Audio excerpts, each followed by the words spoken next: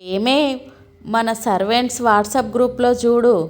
మూడవ వీధిలో ఆ అనసూయమ్మ వాళ్ళ మొగుడు దెబ్బలాట వీడియో పెట్టాను, ఒకసారి చూడు.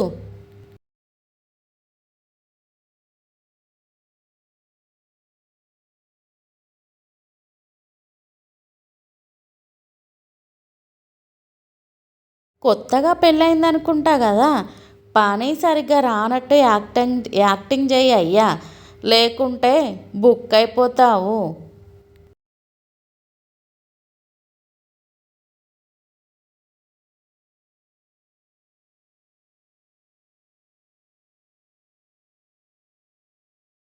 పెళ్ళి కొడుకు బాగున్నాడురా, నీకు సరిజోడు, ఉద్యోగం, ఆస్తి అన్నీ ఉన్నాయి. ఇంటి పని వంట పని వచ్చో లేదో అడగండి చాలు.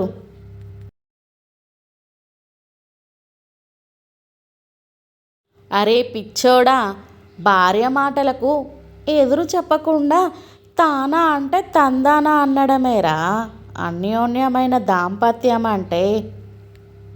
భార్య మాట చెప్పిన మాట వినలేదనుకో, అది నరకమేరా నాయనా.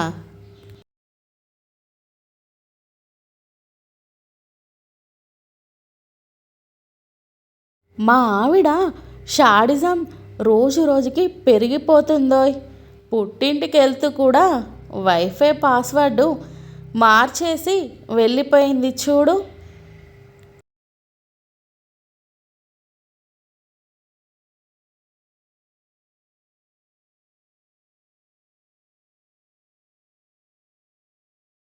ఒక్కగానొక్క కూతురువి, నెలకు ఒక్కసారైనా పుట్టింటికి వెళ్ళి మీ అమ్మా నాన్నల్ని చూడాల్సిన బాధ్యత నీకు లేదా సుజాత? నేను మా పుట్టింటికి వెళ్తే నువ్వు మీ ఫ్రెండ్స్తో ఎంజాయ్ చేయడానికా ఈ మాటలన్నీ మాట్లాడేది? అలా అంటావేంటే?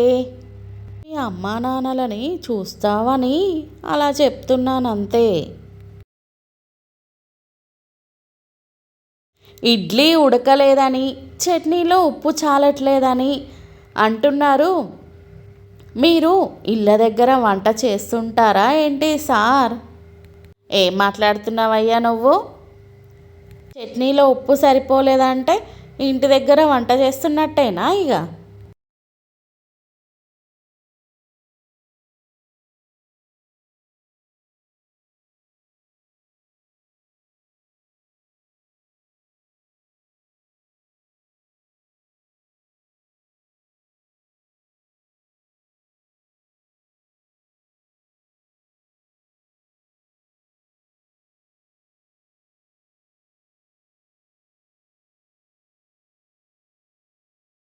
ఎందాక ఈ పయనం సీరియల్. ఈ సీరియల్ కొనసాగుతున్నంత కాలం మీ ఆవిడ ప్రాణానికి ఏమీ డోకా లేదండి లేండి. ఏం మీరు బాధపడే అవసరం లేదు.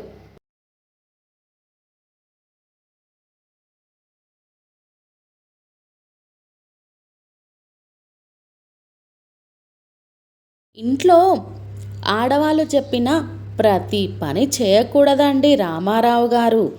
ఆ ఎఫెక్టు మా మీద కూడా పడుతుంది, తెలుస్తుందా?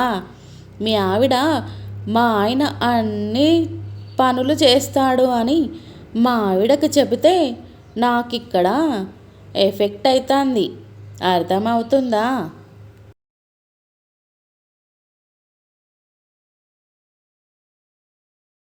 స్వర్గాన్ని అద్భుతంగా ఎంజాయ్ చేస్తున్నా. ఉంటాన్రా, రంభతో డాన్స్ ఉంది, వెళ్ళాలి. జీవితం అంతా అబద్ధాలు మోసాలతో గడిపి నరకానికి వచ్చినా సరే పాత బుద్ధి పోవట్లేదు చూడండి ప్రభు, ఎలా అబద్ధాలు చెబుతున్నాడో.